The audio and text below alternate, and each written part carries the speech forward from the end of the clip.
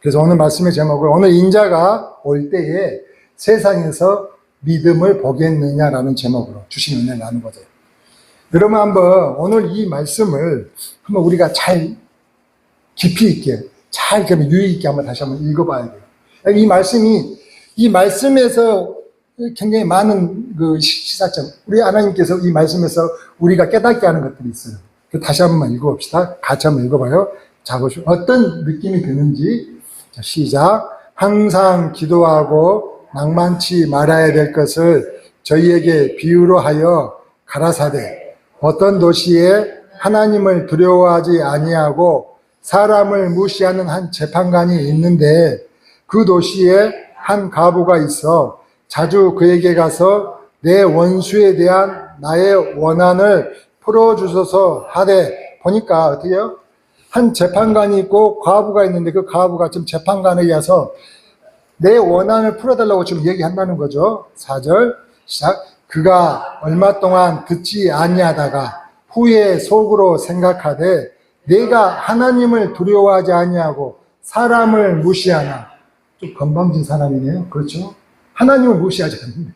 그러면 사람을 무시한 이 재판관이 이 과부가 근데 나를 번거롭게 하니 내가 그 원한을 풀어주리라. 같이 읽읍시다. 시작. 그렇지 않으면 늘 와서 나를 괴롭게 하리라 하였느니라. 아, 그래요? 6절. 주께서 또 가라사대 불의한 재판관의 말한 것을 들으라.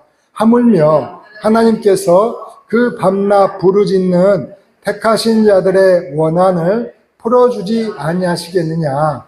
저희에게 오래 참으시겠느냐. 내가 너희에게 이르노니 속히 그 원한을 풀어주리시라. 그러나 인자가 올 때에 세상에서 믿음을 보겠느냐 하십니다. 아멘. 여러분 이 말씀을 오늘 같이 한번 다시 한번 읽으니 어떤 생각이 드세요? 그런 생각 안 드세요? 이 재판관에게 이 과부가 얼마나 억척스럽게 사정을 했으면 하나님을 두려워하지도 아니하고 사람을 무시한 재판관이 보통 재판관입니까? 교만하게 교만하게 짝이 없는 그 재판관 아닙니까? 그런데 그 사람이 그 당시에 그나마 좀 유력한 사람의 청도 아니에요. 누구의 청이요? 과부의 청. 사실 그 당시에 과부는 예수님이 비유로 해서 이 과부는 어떤 사람이냐?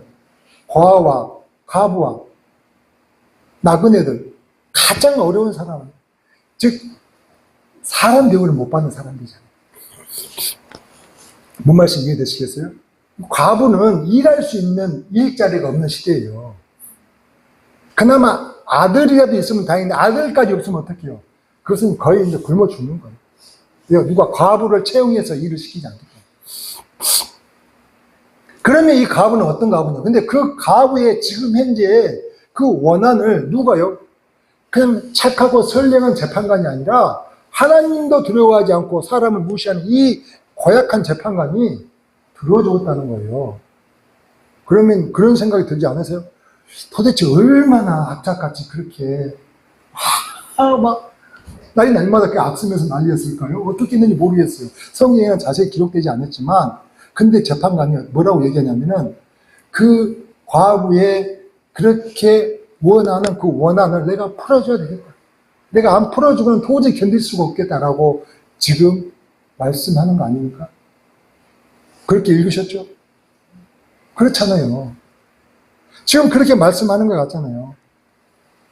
그래서 우리는 이 말씀을 보고 지금 주님이 비유로 지금 말씀해 주신 거거든요. 그래서 주님이 우리에게 이야기하신 게 뭐냐면 이 과부처럼 재판관에게 그렇게 때를 쓰고 억척스럽게 이야기하면 들어주듯이 그 문제를 해결해 줬듯이 우리의 기도로 하나님께 기도할 때 어떻게? 억척스럽게 떼쓰면서 내가 들어줄 때까지 하나님 내가 안 들어주면 내가 정말 나 여기서 안 나갈래 하면서 막 이렇게 기도하라는 얘기일까요? 그렇게 설교하시면 어떻게 하셔요? 저도 그렇게 들은 기억이 있어요. 그래서 하나님께 나아가는 것을 그렇게 들어줄 때까지 우리는 사생결단을 내야 된다고 하면서 나무 뿌리채 흔들 때까지 막 기도하라고 막 하잖아요. 근데 오늘 말씀을 보니까 그게 아니라는 거예요. 오늘 말씀은 그게 아니에요. 예수님께서 이 비유를 말씀하신 것이 그렇게 억척스럽게 때를 쓰면 야, 하나님이 기가 따가워서라도 그 소리 듣고 나중에 어쩔 소리 들어주시는 거야 라고 이렇게 말씀하시는 비유가 아니라는 거예요. 그게 아니라는 거죠. 그럼 뭐냐? 여러분 한번 1절 다시 한번 보십시다. 자, 보십시다. 1절. 자, 항상 기도하고 망만치 말아야 될 것 저에게 비유를. 이게 하나님께서 지금 주님이 항상 우리에게 기도하고 기도함에 있어서 뭘 한다는 거죠? 낙심한다는 거죠. 낙심. 기도하는 중에 낙심을 하게 되니까 너희에게 낙심하지 않았으면 하는 그 마음에 그걸 항상 기도해야 된다는 그 중요성을 가르치기 위해서 낙심하지 않고 항상 기도해야 된다는 그 가르침을 가르쳐 주시기 위해서 이 비유를 말씀하셨다고 지금 서두에 이야기하잖아요. 떼쓰란 이야기 안 나와 있잖아요. 그렇게 들어줄 때까지 어거지 쓰고 때를 쓰고 막 금식하고 막 나무 뿌리 뽑을 때까지 붙잡고 뭐 소리쳐야지만이 된다는 것이 아니라 너희에게 항상 기도를 해야 되는데 낙심 때문에 기도를 못할까봐 그래서 그걸 가르쳐 주려고 오늘 이 말씀, 비유의 말씀을 하셨다고 이야기를 하는 거예요. 여러분. 그러니까 언뜻 우리가 보기에 재판장이 귀찮아할 때까지 끝까지 포기하지 않고 재판장을 찾아가서 문제 해결을 위해서 떼쓴 것처럼 언뜻 보면은 말씀이 보이지만 사실요, 과부가 우리 주님이 이 말씀 비유를 통해 우리에게 가르쳐 주고 싶으신 것은 끝까지 포기하지 않고 나아가서 문제를 해결받았다는, 포기하지 않고 계속 기도하면 해결을 받았다는 그 이야기를 하고 싶으셨다는 거죠. 근데 여러분 생각 한번 해보십시오. 잘 보십시오. 가부가 물론 너무 간절한 나머지 재판장이 나갔겠죠. 근데 항상 간절했을까요? 오늘 또 가고 내일 또 가고 아니 일주일 가고 한 달을 갔어. 근데 사람이라는 것은 어떤 생각이 들어요? 그저 이게 그냥 벽에다가 계란으로 바위친 것처럼 그런 어떤 생각이 처음에는 너무 간절한 나머지 갔지만은 어느 순간이 되면은 낙심이 되잖아요. 저 인간이 언제 들어줄까 하면서 그런 생각 안 들겠어요? 그러니까 그에게도 이 과부에게도 어떤 생각이 드냐는 거죠. 낙심이 왔을 거라는 거죠. 그런 생각을 안 해봐서 이 과부는 뭐 특별한 어떤 초인적인 원도우먼이 아니에요, 여러분. 똑같은 우리의 성정을 가진 사람이기 때문에 그도 분명히 이 교만한 재판장에게 그렇게 수없이 이야기를 했었을 때 재판장이 쉽게 들어줬겠냐는 거죠. 안 들어줬을 거 아닙니까? 그러니까 그렇게 안 들어줬는데도 불구하고도 그러면 내가 어느 순간 내 마음에 뭐가 낙심이 찾아오면 어떤 생각이 들어요? 오늘은 그냥 건너뛸까? 이런 생각이 안 들까요? 그잖아요. 또 저 인간 가봤자 듣지도 않을 텐데, 아니 들어가지도 못하게 할 텐데 라면서 오늘 그냥 건너뛸까? 이런 생각이 들었을지라도 뭐였냐면 이 가부는 갔다는 거예요. 즉 억지로라도 갔다는 거예요.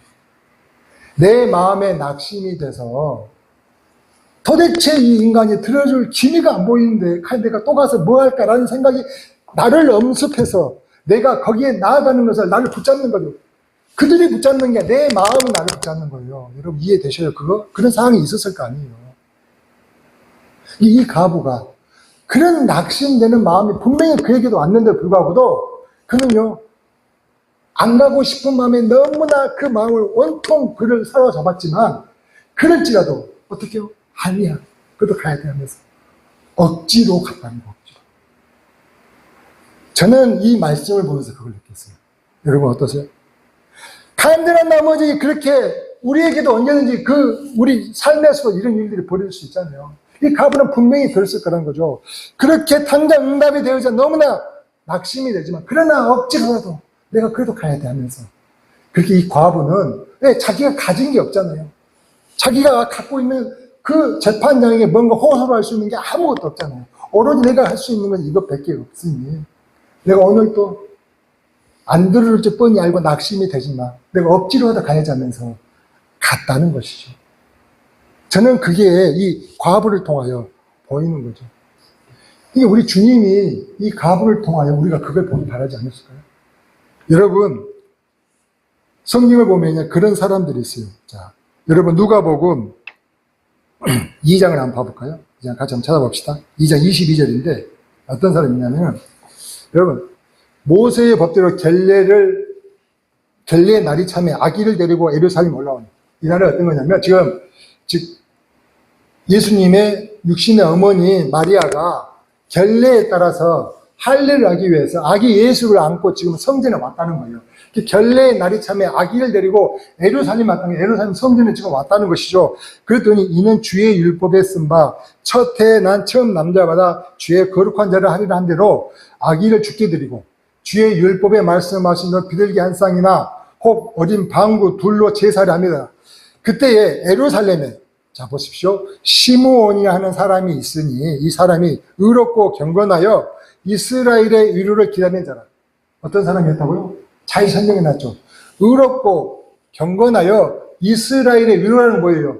하나님으로부터 구원하심을 즉 메시아의 임재를 갖다가 그렇게 기다려왔던 사람이라고 이야기를 하고 있어요. 그럼 메시아가 언제 오실지 모르는데 오늘 오실까? 내일 오실까? 하지만 그렇게 오셨나요?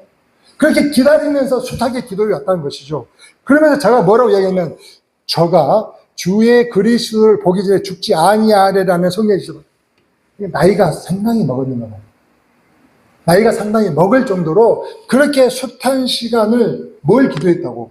메시아의 임재를 소망하며 기도를 했더니 성령님이 가르쳐줬어. 시므온아, 너는 그 메시아가 올 때까지 너 죽지 않을 거야. 그렇게 걱정하지 말고 기도하라고 했던 거죠. 그렇게 기도를 했다는 거예요. 받았더니 성령의 감동으로 성전에 들어가매 마침 부모가 율법의 전례를 행하고자 하여 누구를요? 아기 예수를 데리고 오느니라. 이때의 시므온의 심정이 어땠을까요? 막 흥분되고 기가 막혔을 거예요. 그렇게 숱한 날을 그렇게 기다리면서 성령의 말씀대로 내가 낙심하지 아니하고 기다렸더니요. 그 아기 예수를 데리고 오는 거예요. 시몬이 아기를 안고 하나님을 찬송하여 가로되 주제여 이제는 말씀하신 대로 종을 뭐라고요? 평안히 놓아주시는구나. 그 뭐예요? 내 주의 나라에 이제 내가 들어갈 수 있겠네요. 라고 고백을 하는 거예요. 그뿐입니까? 그러면 내 눈이 주의 구원을 보아서 이는 만민 앞에 예비하신 것이요 이방을 비추는 빛이요 주의 백성 이스라엘의 영광이나 하니 그 부모가 아기에 대한 말들을 기이 여기더라. 시므온이 저희에게 축복하고 그 모친 마리아에게 일러 가로되 보라 이 아이는 이스라엘 많은 사람의 폐하고 응함을 위하여 비방을 받는 표적이 되기 위하여 세움을 입었고 또 칼이 내 마음을 찌르듯 하리라. 그리고 나서 36절로 그 시므온뿐만 아니라 또 아셀 지파 바누엘의 딸 안나라는 선지자가 있었어요. 그도 매우 나이가 늙었는데 그가 출가하는 7해 동안 남편하고 7년 살다가 헤어지고 나서 그 오랜 시간 가부가 된 지 84년이 돼. 그러면 어떻게 해요? 가부가 된 지 84년 남편과 7년 나이가 91살이라는 얘기예요. 91살. 91살 된 이 사람이 성전을 떠나지 아니하고 주야에 금식하며 기도함으로 섬기더니 마침 이때 나와서 하나님께 감사하고 예루살렘 구속병을 받은 모든 사람에게 이 아기에 대해 말한 이 밧셀 지파 바누엘의 딸 안나도 동일하게 시므온과 똑같은 그 메시아의 임재를 소망하며 평생을 기도를 해야 돼. 낙심하게. 이런 사람들이 있어요. 그 이야기 하는 거예요. 그 이야기 우리 주님이 지금 비유로서. 물론 우리가 기도하면 항상 그러면 이렇게 되면 어떻게 기도해요? 근데 이런 사람만 있을 뿐만 아니라 어떤 사람도 있습니까? 십자가상에서 오른쪽에 있는 강도는 어떻게 됐어요? 기도하자마자 구원받았잖아요. 기도하자마자 응답 받을 수도 있어요. 그렇지만 그렇지 않을 수도 있다는 것이죠. 그래서 낙심하지 말고 끝까지 기도하기를 바라셔서 오늘 우리 주님이 비유로 누가복음 18장에 그렇게 이야기를 하셨다는 것이죠. 그걸 이해하십니까?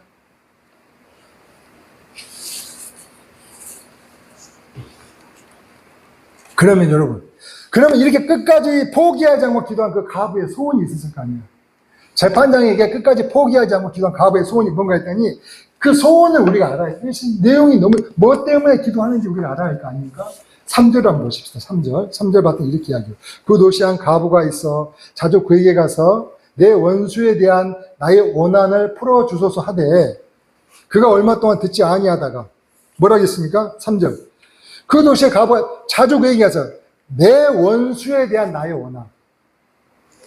즉, 이 가부의 기도의 목적이 뭐냐? 기도의 소원의 내용이 뭐였냐면은 내 원수에 대한 나의 원한이었다는 거예요. 그럼 여기서 원수는 누구를 말할까요? 원수는 마귀. 그렇잖아요. 사단인 거죠. 그 원수에 대한 나의 원한은 뭐겠어요? 원한. 원수에 대한 나의 원한은 뭐겠냐고요? 이게 지금 헬라어로는 에크디키시스라고 이 말의 뜻이 뭐냐면은 회복하고 싶은 마음. 정의의 실현을 하고 공의의 회복을 뜻하는 말이 돼요. 정의의 회복을. 그래서 이 말을 보면 다시 이야기 뭐예요? 사탄의 미혹으로 빠진 죄의 짐에서 벗어나가지고 회복하고 싶은 마음이 가부의 원한이었다는 거예요. 자, 다시 한번 이야기해요, 여러분. 잘 들어보세요. 가부의 원한이 뭐냐면은 그 원수로부터 나의 뭐예요? 원수에 대한 나의 원한이라고 했잖아요. 그 원수는 사탄이고, 그래서 그 사탄으로부터 어떻게 해요? 내 마음이 미혹을 받아가지고 어떻게 됐다고요? 그렇죠. 빼앗겨 버린 거죠.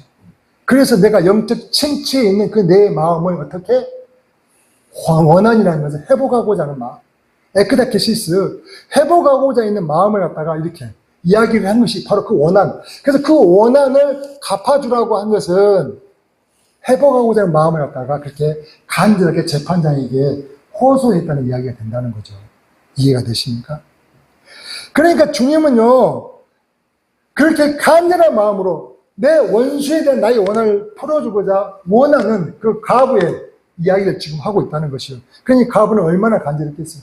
나를 유혹해서 이 죄에 빠지게 이 사탄에게서 원수를 갚아줘가지고 내 영적 침체로부터 내가 벗어나고 싶고 회복하고 싶었던 거죠. 그래서 간절히 갚아달라고 호소를 했다는 거죠. 근데 얼른 응답이 안 되고 그렇다면 내 의욕이 꺾일까요? 낙심될 수 있겠죠. 근데 그럴지라도 어떻게 했다고요? 억지로라도 나아가서 계속 호소를 했다는 거예요. 이게 원수에 대한 나의 원한을 풀어달라는 이 가부의 심정이었다는 것이죠. 이걸 우리가 이해를 해야 돼요. 그러니까 우리가 은혜가 충만할 때는 막 나가서 예배하고 싶고 교회에 얼른 가고 싶고 막 그래요. 그런데 갑자기 내가 원수에게 져버려가지고 사탄에게 내 마음을 뺏겨버려가지고 내 마음이 침체가 되고 그로 인해서 어떻게 해요? 갑자기 화가 나고 누군가 미워지게 되고 꼴 보기 싫어지는 마음이 생길 때는 교회 안 가고 싶잖아요. 예배 안 들고 싶은 생각이 막 들잖아요. 아니, 모든 것이 하기 싫어. 막 그냥 귀찮아지는 그런 마음의 상태도 있을 거 아니에요. 근데 그럴지라도 나아갔다는 거예요. 그럴지라도 억지로라도 나아갔다는 지금 얘기하는 거예요.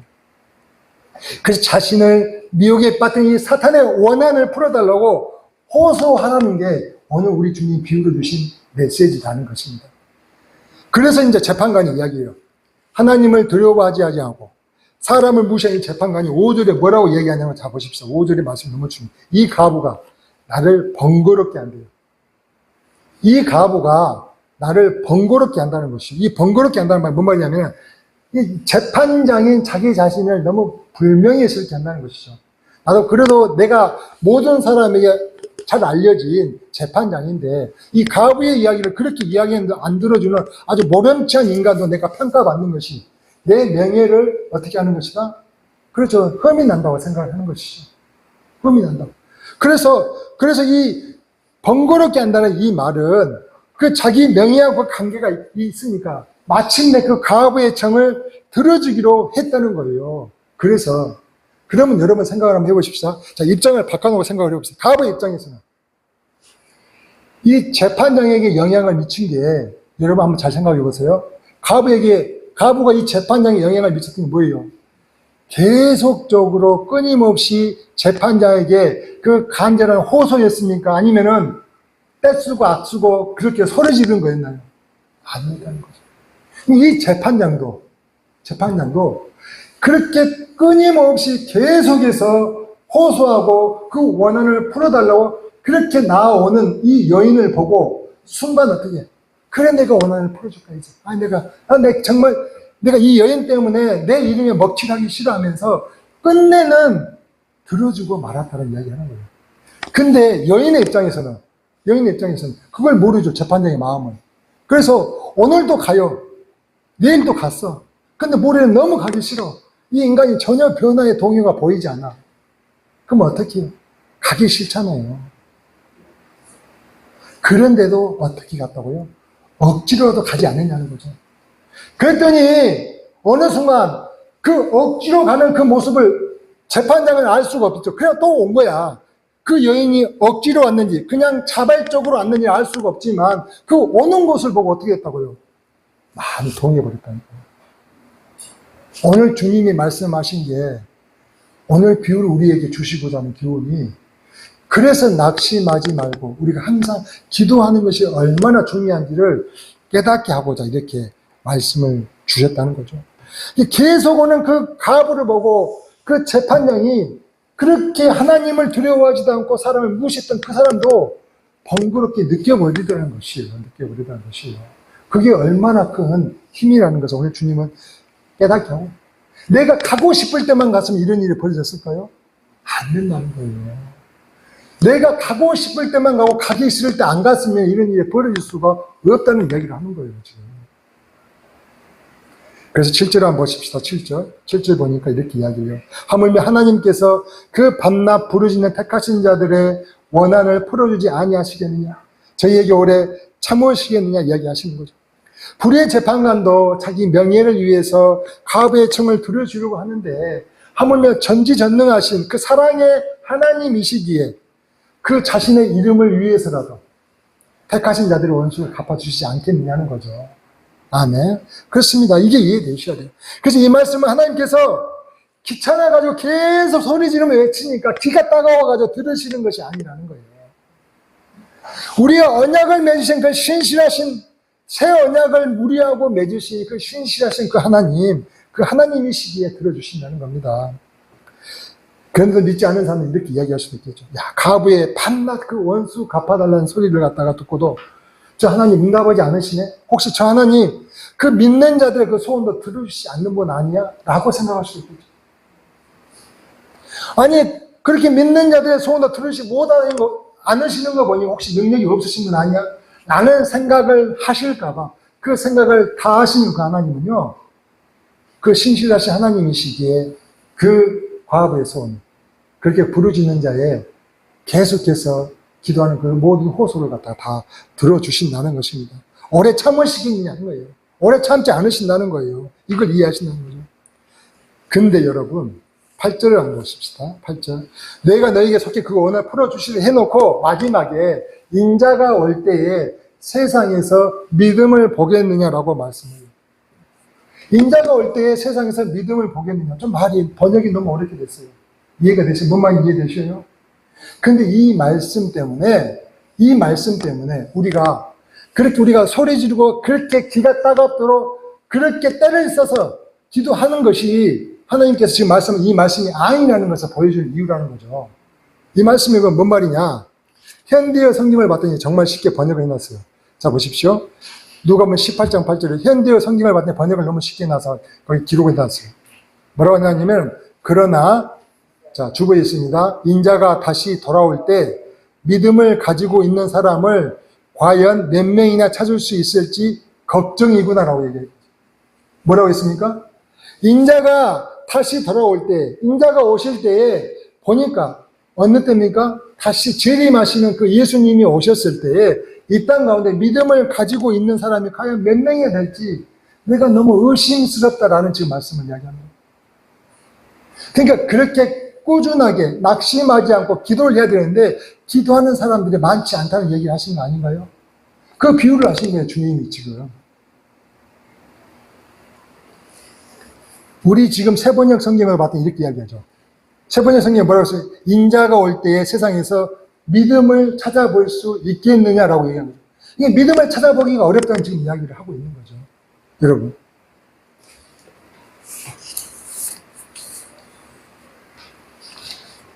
왜 이렇게 말씀하셨을까요? 왜 이렇게 말씀하셨냐는 거죠. 한번 우리가 이걸 생각을 해봐야 돼요. 여러분 봐봐요. 예수님은 가부와 재판장의 비유를 통해서 예수님은 이 세상에 뭐 때문에 오셨는지를 갖다가 지금 이야기하고 계시거든요. 뭐 때문에 오셨어요? 예수님은 그 원수에 대한 그 원한을 갚아주시기 위해 오셨다는 거예요. 그 원수를 대적하기 위해 오셨다니까요. 그 원한을 갚아주시기 위해 오셨다는 거예요. 근데 우리 믿는다고 하는 사람들이, 우리 믿는다고 이야기하는 수많은 사람들이 주님께서 뭐 때문에 오셨고 뭘 우리를 위하여 해주시기 원하시는지를 갖다가 관심을 갖지 않는다는 거죠. 원수 갚는 것 따위는 염두에도 없어요. 구원에 대한 소망도 없다니까요. 그리고는 뭐예요? 그냥 내 눈에 보이는 이 땅의 것들만 달라고 끈질기게 그렇게 소원하고 있다는 것이죠. 자, 이런 모습을 보신 예수님은 답답하셨을까요? 그랬을 것 같아요. 좀 답답해 하셨을 것 같아요. 이게 이해가 되셨어요. 왜냐하면 우리 스스로의 모습을 한번 보시자고요. 저와 여러분 우리 스스로의 모습을 한번 보시자는 거죠. 자, 우리들이 기도를 하는 모습을 보면 대부분 내가 원하는 것, 내가 원하는 것이 내가 원하는 때에 내가 원하는 방식으로 되어지길 원하는가요? 그렇잖아요. 근데 여러분 잘 들어보세요. 하나님이 원하시는 것이 하나님이 원하시는 때에 하나님이 원하는 방식으로 그렇게 되어지기를 바라는, 신뢰하는 것이 바로 예수님께서 말씀하신 믿음이라는 건데, 우리 중에 믿음이 있다고 스스로 자처하는 사람들, 나도 믿음이 있다고 그렇게 스스로 자처하는 사람들조차도요, 어떻게 원하냐면 내 방식대로, 내가 기도했으니까 하나님은 내 방식대로 내 원대로 이루어지기를 바라지 않냐는 거죠. 한번 생각을 해보자는 거죠. 그래서 실제로 예수님의 뜻과 내 뜻이 다르니 내가 기도 응답이 안 되는 거고, 그래서 끈질기게 기도도 하지 못하는 거고, 그래서 기도 응답이 안 되는데 어떻게 낙심이 되고, 그래서 인자가 올 때에 보니까 봤더니 기도하는 사람이 별로 많지 않았다는 거 아닐까요? 어떻게 생각하세요? 자, 주님은 원수에게 우리의 원한을 갚아주시고자 오셨다니까요. 사탄에게 저버린 그 우리의 원한을 갚아주시고자 오셨는데 우리는 엉뚱한 것을 구하고 있으면서 응답하지 않으신다고, 왜 하나님은 내게 응답하지 않으시냐 하면서 낙심하고 있지 않냐는 거죠. 이게 이해가 되십니까? 이게 이해가 되십니까? 그러니까 우리가 신앙생활을 하다가 왜 실망하고 낙심하며 또 그로 인해 화를 내냐, 화가 나기까지 하죠. 원수에게 갚을 나의 원한을 갚아주기를 먼저 구하지 않는 거죠. 그래서 내 영적 침체를 갖다가 회복할 그 원한을 갚아달라고 주님께 기도하기보다는 내 필요만을 고집하는 거죠. 계속적으로 내 영적인 필요, 원수에게 갚아줄 내 원한에 대해서는 별로 그렇게 큰 관심이 없어요. 그것은 그렇게까지 내가 신경이 안 쓰더라. 늘 내가 교회 왔다 갔다 하고, 그래 예배도 하고 있고, 나름대로 헌금도 하고, 교회 일도 내가 열심히 하고 있기 때문에 그렇게까지 크게 문제가 안 돼 보이는 거죠. 근데 내 필요는 급하거든요. 그래서 내 필요만을 고집하며 기도하니, 기도했는데 응답을 받지 못하게 되고, 그래 내가 실망이 되고 낙심이 되니 끝내는 어떻게 해요? 막 화를 내는 거죠. 하나님한테. 하나님 이럴 수 있냐고, 하나님 왜 내 기도를 안 받으시는 거냐면서 화를 내시는 적이 혹시 없으십니까? 제가 그랬습니다. 제가. 근데 여러분 보세요. 이게 우리는 항상 늘 하나님은 내 주인이라고 내가 이야기를 하거든요. 하나님만이 내가 모시는 나의 왕이라고 이야기를 하는데 말만 그렇지 않아요. 말만 그렇지 않냐는 거. 실제로 내 기도에 무조건 응답해야 하는 하나님이라고 내가 생각을 해서 그 하나님은 내 생각대로 당연히 응답을 해줘야 될 하나님이시라고 이야기는 하는데 사실은 그건 뭐냐면은 내 종처럼, 내 알라딘의 램프처럼 내게 응답을 해줘야 될 존재로 생각하지 않냐는 것이죠. 어떻게 생각하세요? 그러니까 엄격히 말하면은 내가 주님의 종이라고 하는데 사실 알고 보니까는 그 기도에 응답하지 않는 모습을 봤었을 때는 주님의 종처럼 보이는 거죠. 왜? 내 뜻대로 움직여야 돼요. 하나님이시지만 내 뜻대로 따라주시는, 그러면서 능력 있고 전능한 훌륭한 내 종이 되셔야 하는데 내 말을 안 들으니까 화가 나고 그렇게 실망이 되지 않냐는 것이죠. 제가 그런 적이 있다고 했잖아요. 제가 그런 적이 있더라니까요. 그래서 결국 기도의 응답이 없고 그 응답이 없어 지연이 되면 낙심이 되고 화를 낸다는 것이죠. 이게 무엇을 보여주는 겁니까? 내 삶의 주인이 하나님이 아니고 사실 내 자신이라는 것을 보여주는 것이 아니냐는 거죠.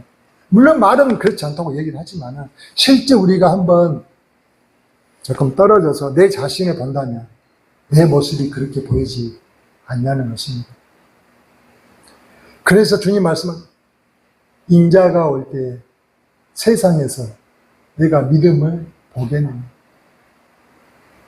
인자가 올 때에 세상에서 내가 믿음을 볼 수 있겠느냐라고 말씀을 하셨다는 겁니다.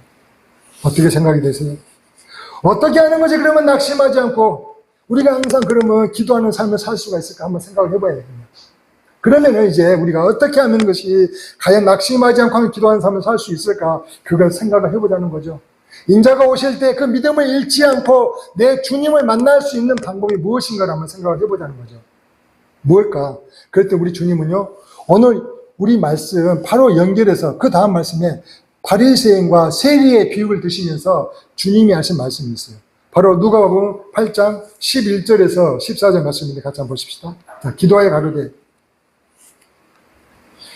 이게 두 사람이 기도하러 성전에 올라갔다는 거예요. 한 사람은 바리새인이고 하나는 세리라는 거죠. 그때 먼저 바리새인이요 서서 따로 기도하여 가로되 하나님이여 나는 다른 사람들 곧 토색, 불의, 간음을 하는 자들 같지 아니하고. 대단하지 않아요? 깨끗하고 정직하게 살았다는 거죠. 율법적으로 흠이 없이 살았다는 거예요. 그러면서 옆에 얘기해. 이 세리야도, 내 옆에 있는 이 세리야도 나는 갖지 않은 것이 얼마나 감사한지 모르겠어요. 라고 얘기합니다.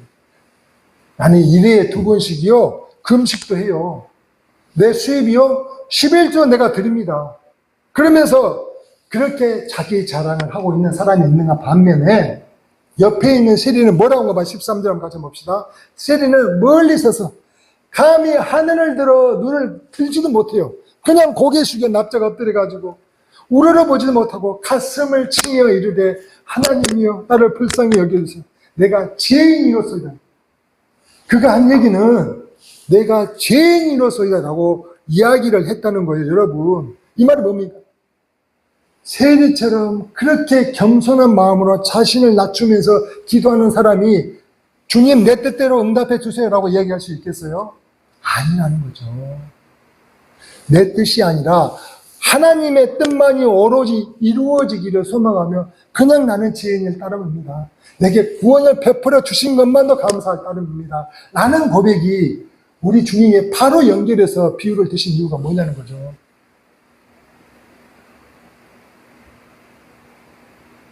주님이 바로 연결해서 비유를 주신 이유가 그 과부가 그렇게 기도했듯이 내가 보니까 인자가 올 때 세상에서 믿음을 어떻게 찾아보려도 찾아볼 수가 없는데 너희의 기도가 혹시 바리새인처럼 기도하지 않았니라고 묻는 거 아니십니까? 그러나 세리처럼 너희가 기도한다면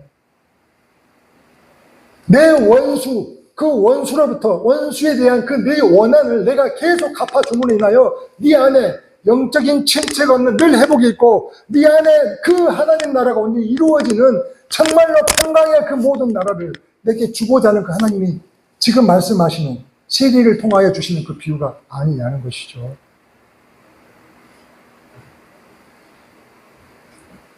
근데 바리새인은 너무 정말로 소리 높여 기도도 잘하죠. 얼마나 잘해요. 소리 높여서 기도하니까.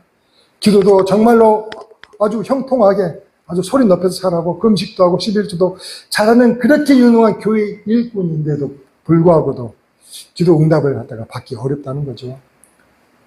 너무나 안타깝지 않습니까? 그러면 우리가 그러면 또 두 번째로는 어떻게 하는 것이 그렇게 낙심하지 않고 기도하는 삶을 살 수 있을까? 어떻게 인자가 오실 때 우리가 믿음을 잃지 않고 주님을 만날 수 있는 그런 기도의 삶, 항상 기도하는 삶을 살 수 있을까? 두 번째로 봤더니 지금 우리가 살고 있는 이 시대가 만만치 않다는 것을 주님이 알려주시는 거예요. 이 말씀은 사실은 그 앞장에 17장의 20절부터의 말씀과 연관이 되어져 있는 말씀입니다. 같이 이어져서. 그 17장 20절에는 뭐라고 얘기하냐면은 바리새인들이 예수님께 질문을 해요. 예수님, 그러면 하나님의 나라가 어느 때에 임하겠나이까? 우리에게 가르쳐 주세요라고 얘기하는 거죠. 이게 말세가 되면요. 그 말세의 징조를 들었던 바리새인들은 어떤 생각이 들었냐면은, 야, 그러면은 우리가 그 하나님의 나라가 그 임할 때를 미리 알아버리면 되지 않겠냐. 즉, 예수의 재림. 예수의 재림이 임할 때 미리 알아버려가지고, 야, 그때 딱 기다리고 있다가, 딱 그때 한번 기도 열심히 해보자. 뭐 이런 거 아니겠어요? 그래서 바리새인이 묻는 거예요. 그런 바리새인에게 예수님이 뭐라고 한 줄 아세요? 하나님의 나라는 여기 있다, 저기 있다 하여도 믿지 마라. 하나님의 나라는 여기 있다, 저기 있는 것이 어디에 있다고요? 이미 너희 마음 안에 있다고 얘기해요. 같이 한번 보십시다. 17장 20절인데. 17장 20절이죠? 바로 주보에 제가 기록해 놨어요. 17장 20절, 21절. 바리새인들이 하나님의 나라가 어느 때 임하나이까 묻거늘 예수께 대답하여 이르시되 하나님의 나라는 볼 수 있게 임하는 것이 아니요 또 여기 있다 저기 있다 하고도 못하리니 하나님의 나라는 어디에 있다고요? 이미 너희 안에 있어. 이미 너희 안에 임재해 있다니까. 나중에 그 오실 예수의 재림의 나라가 오시기도 하겠지만 이미 그 하나님의 나라는 이미 너희 안에 임재하여 시작하고 있는 것이야. 그때 완성될 것이야 라고 얘기하는 거예요. 그래서 그들은 아마 깜짝 놀랐을 거예요. 깜짝 놀랐겠죠. 그러니까 여러분, 우리의 말세 신앙이 보세요. 그 순간을 알고자 하는 그런 그런 정말 야박한 그런 어떤 신앙의 생각이 우리 가운데도 있지 않습니까? 그렇게 한번 살고자 하는 거죠. 그때를 준비해서 깨어 있어야 되는데 그러기는 싫고. 근데 여러분, 사도행전 1장 7절을 보더라도 예수님 제자들에게 한 얘기가 있어요. 제자들에게. 뭐라고 하냐면 그들이 모였을 때 예수께 묻자고 가르되 예수님, 때와 시간, 예수께 묻자 하나님의 나라가 이런 일들이 어느 때에 있겠나이까 이렇게 묻는 것이거든요. 어느 때에 있겠습니까? 말세에 일어날 이런 징조들이 어느 때에 있겠습니까? 했더니 때와 시간은 아버지께 자기 고난에 두었으니 너희 알 바 아니라. 너희 알 바 아니라. 오직 성령이 너에게 임하시면 너희는 권능을 받고 예루살렘 온 유다 사마리아 땅끝까지 이르러 내 증인이 되리라 하시냐 하면서 그 말씀을 사도행전 1장 7절과 8절 말씀에 하시는 거죠. 신경 쓰지 말라는 거죠. 그것은 하나님의 고난이고 네가 그런 것까지 할 필요 없어. 이미 너희 안에 있는 그 하나님 나라를 경험하고 세워나가면 되는 것이죠. 그것까지 알려고 하지 말라고 이야기를 했다는 거 아닙니까? 이미 내 안에 있는 그 하나님 나라를 경험하라는 거예요. 그 나라를 세워가라는 거예요. 그 나라를 세워가다가 보면은 혹시 원수가 너를 유혹하여 넘어뜨려가지고 그렇게 네가 그렇게 침체에 빠지게 되고 그로 인해 시험에 들게 한다면은 그때는 그 원한을 갚아달라고 이야기하라는 거예요. 그 원한을 갚아주시면서 다시 한번 너를 회복시켜서 다시 한 번 더 그 나라를 세워나가도록 우리 주님은 계속 너를 도우실 거라는 거죠. 그러니까 내 눈앞에 있는 유익을 위하여 내가 기도는 순간적으로 할 수 있지만 계속적으로 못하는 거잖아요. 근데 그 하나님의 나라, 원수, 그 사단의 수 없는 계속적인 나를 공격하는 그 미혹에 내가 혹시 넘어질지라도 거기에 다시 일어나고자 대응하고자 그 원한을 갚아달라고 하는 기도는 계속할 수가 있는 거잖아요. 주님이 말씀하시는 건 뭐냐면 이제 뭘 기도해야 될지를 갖다 이야기하시는 거죠.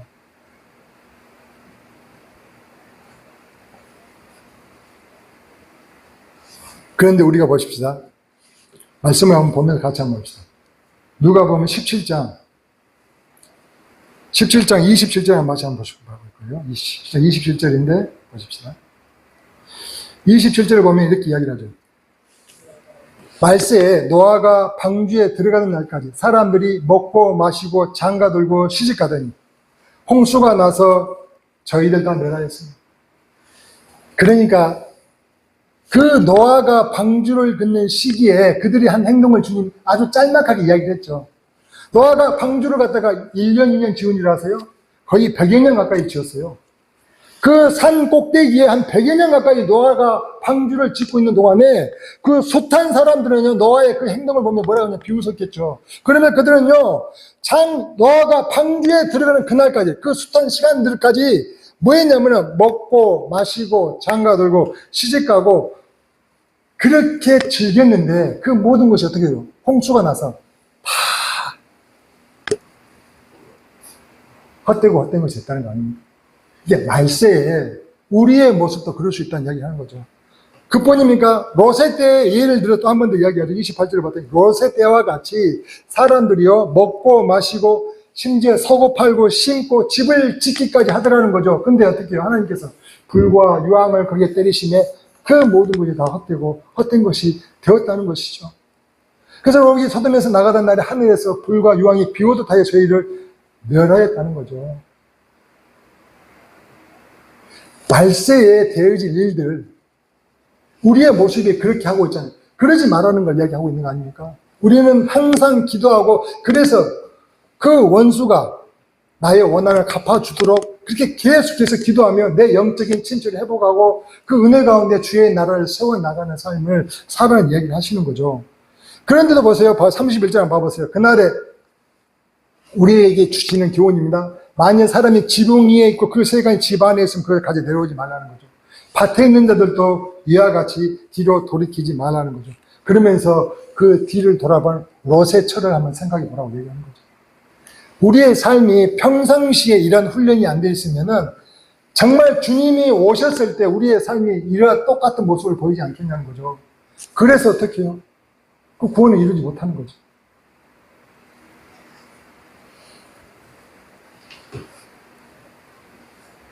늘 우리는 원수에 대한 나의 원한 풀어주기를, 그래서 주님은 기도하며 낙심하지 말고 깨어있기를 바라시는 비유를 오늘 과부와 재판장의 비유를 통하여 우리에게 주셨다는 것이죠. 그걸 우리가 이해해야 됩니다. 근데 우리는 예배로 나아갈 때 혹시 그런 생각 안 하십니까? 내 장점을 드러내러 나아가지는 않으십니까? 내 자랑거리 삼으려고 혹시 가지는 않습니까? 예배는요, 내 부족함과 약함과 내 이기심, 내 실수. 그래서 그것을 가지고, 헌신을 가지고 그렇게 가야 한다는 것이죠.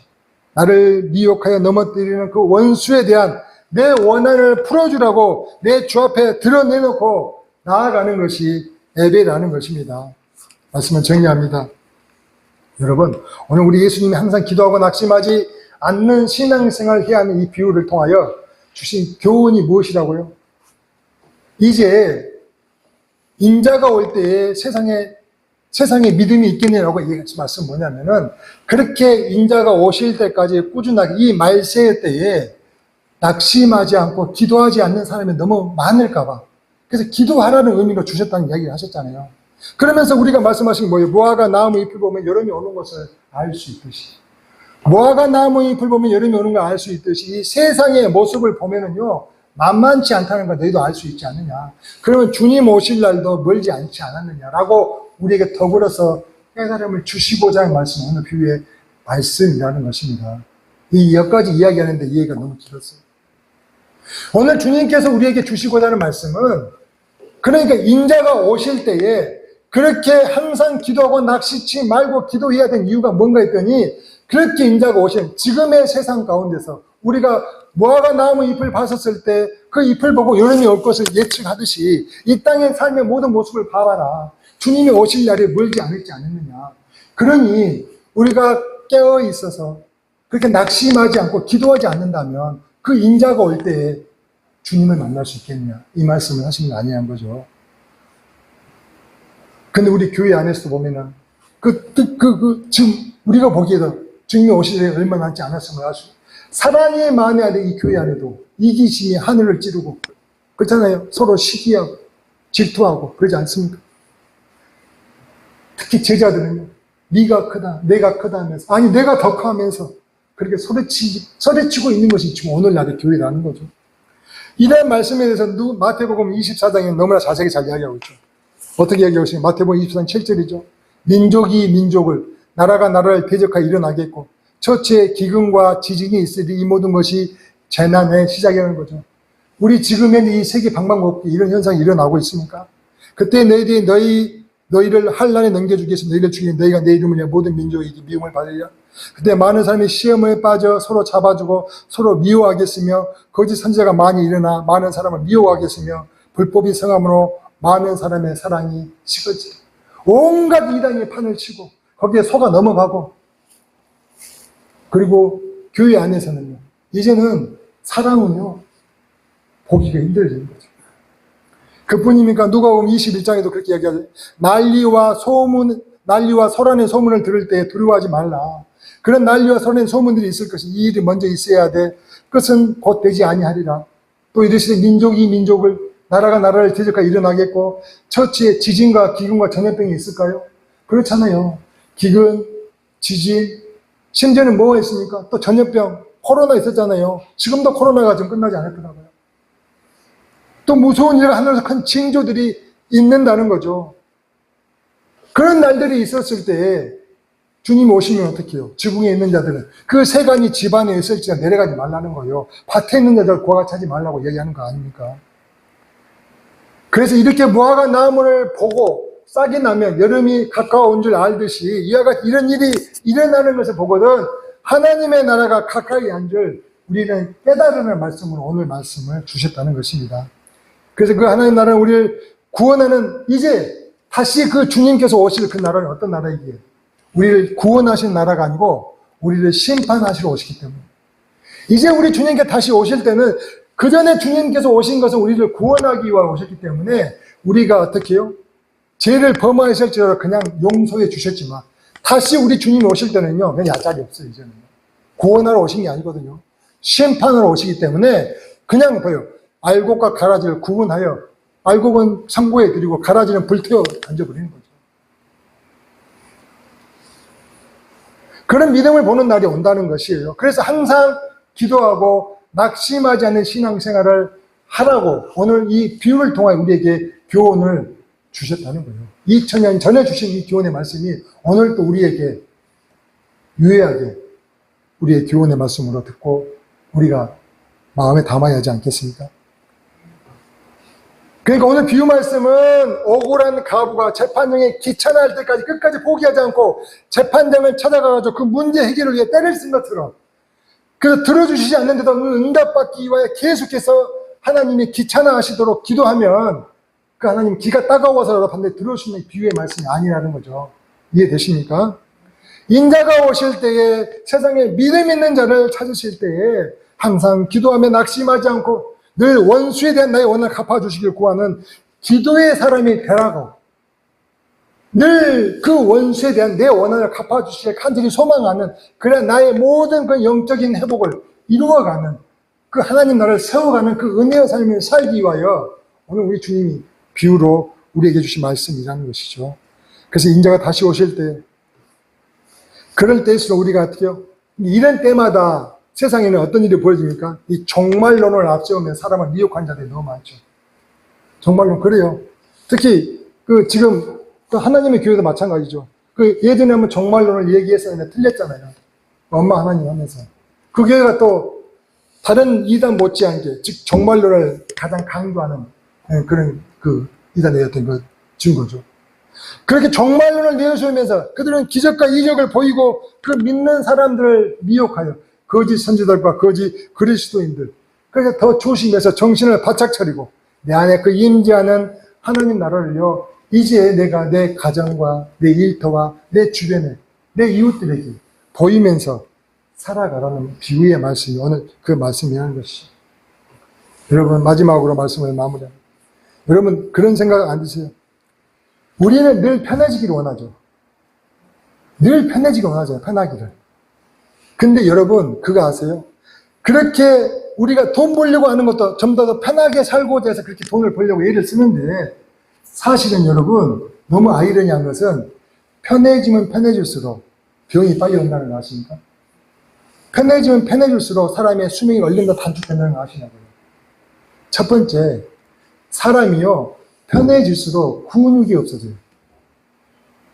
사람의 근육은 힘들게 그렇게 애를 써서 땀을 흘리도록 운동을 해야 돼요. 내가 운동하고 싶을 때만 운동하면 근육이 생길까요? 참말의 말씀. 운동하고 싶지 않을 때도 억지로라도 나가서 해야 돼요. 그래야 근육이 생기는 거예요. 내가 하나님께 기도를 하고 싶어요. 내가 기도하고 싶을 때만 기도한다는데 그 은혜가 충만해질까요? 아니요. 기도하고 싶지 않을 때도 나아가서 기도를 해야 한다니까요. 내가 하나님의 말씀을 보고 싶지 않을 때도 하나님의 말씀을 봐야지만 그 은혜가 내 안에 용솟음 치는 거예요. 이해되셔요? 우리는 늘 편한 것을 찾는데 아니더라는 거죠. 성경의 말씀처럼 우리 인간은 죄로 인하여 얼굴에 땀을 흘려야 내가 먹을 것을 먹으리니, 이제 땅은 가시덤불과 엉겅퀴를 내서 우리가 얼굴에 땀을 흘리도록 흘려야지만 그 소상을 먹는다고 말씀을 하신 것처럼 우리는요, 평에서는 안 되는 이 세상이에요. 근데 저 하늘나라 가면 그건 없어지겠죠. 그러나 이 땅에 있는 동안은 이 법칙을 절대 무시하면 안 된다는 거예요. 내가 편해지려고 애쓰지 마시고, 하고 싶지 않을 때라도, 억지로라도 해야 될 일들이 우리에게 있다는 것이에요. 그게 내 근육을 만든 일도 내 건강을 위해서 그럴 뿐만 아니라 내 영적 건강을 위해서 마찬가지라는 거죠.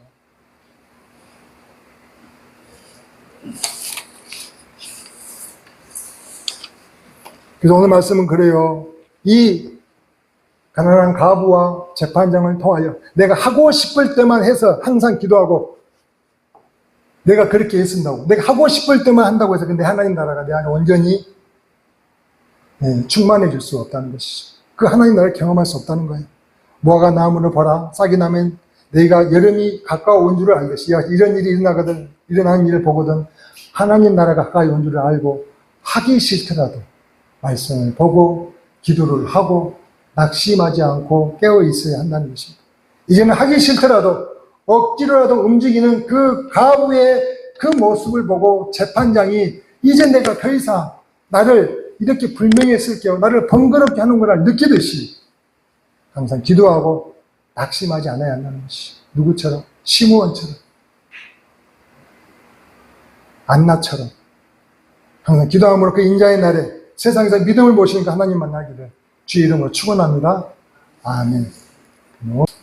주님이 이 세상에서 원수의 미혹으로 제약에 빠져버린 사람들을 건지시기 위해 이 세상에 오셨건만 우리는 아직도 이 땅에 소유하지 못한 것에 대한 미련과 연민이 너무 가득합니다. 주어진 것에 만족이 없으며 끝없는 욕망의 늪에서 스스로가 어디에 있는지도 모르고 마냥 앞만 보고 달리기만 할 뿐입니다. 그러나 이제 무화과 나무 잎사귀를 보고 여름이 오는 것을 알듯이 세상의 지진과 전쟁과 기근을 보면서 이제 하나님의 나라가 도래함을 깨닫게 하시고 내 안에 가는 그 하나님 나라를 세워가는 자녀 되기를 기도합니다. 바리새인과 같이 세리처럼 늘 바리새인과 달리 세리처럼 늘 겸손하고 낮은 마음으로 주님을 바라보게 하시고 그의 나라와 의를 구하는 주님의 자녀 되게 하시고 주위를 둘러보아 나의 유익이 아니라 주님의 나라를 세우기 위해 주신 달란트를 잘 사용하는 충성된 일꾼 되도록 이끌어 주시옵소서. 또 우리에게 뱀과 정갈을 밟으며 원수의 모든 능력을 제할 권세를 주신 그 주님만을 의지하며 담대히 나아갑니다. 그러므로 귀신들이 너에게 항복하는 것을 기뻐하지 말고 내 이름이 한데 기록된 것을 기뻐하라 하셨사오니 나의 달려갈 길을 다가는 그날까지 선한 싸움을 싸우며 주의 이름을 높이며 나아가겠습니다. 주님 안에 신뢰하며 믿음으로 주님 주신 그 길을 따라가겠습니다. 예수님의 이름으로 기도하옵나이다. 아멘. 찬양하겠습니다.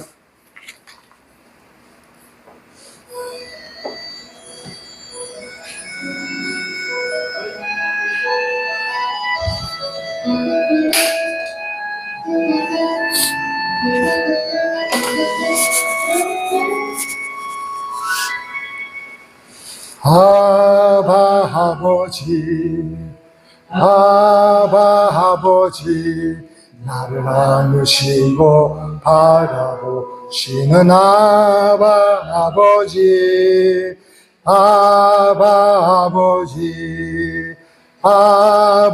아버지 나를 도우시고 힘주시는 아버지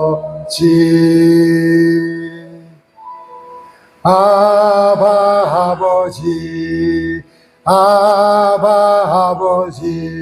나를 안으시고 바라보시는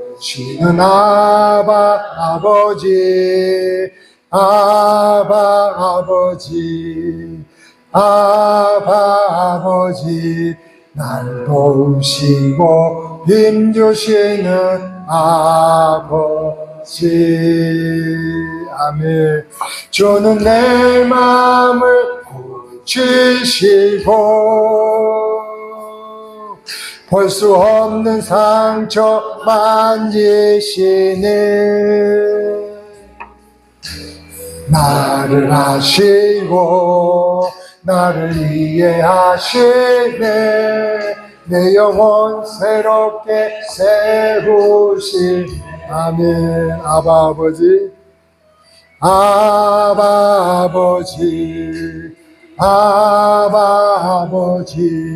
나를 안으시고 바라보시는 아버지,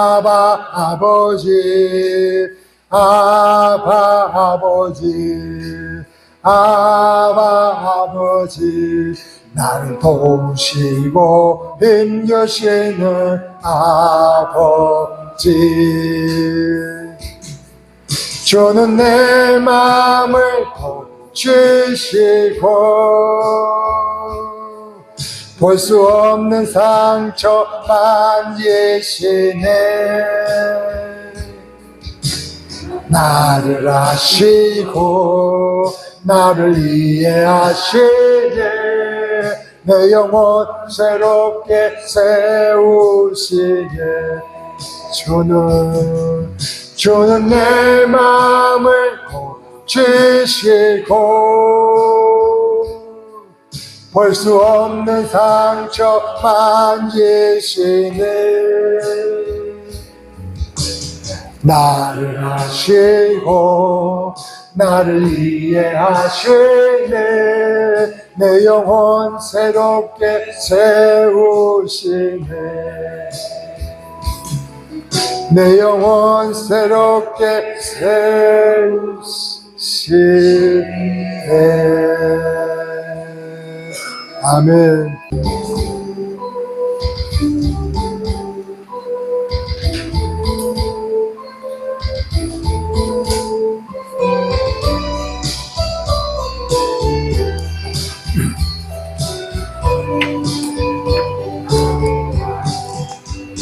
내 인생 여정 끝내어 강 건너 언덕 이를 때 하늘 문행이 말하리. 뭐라고요?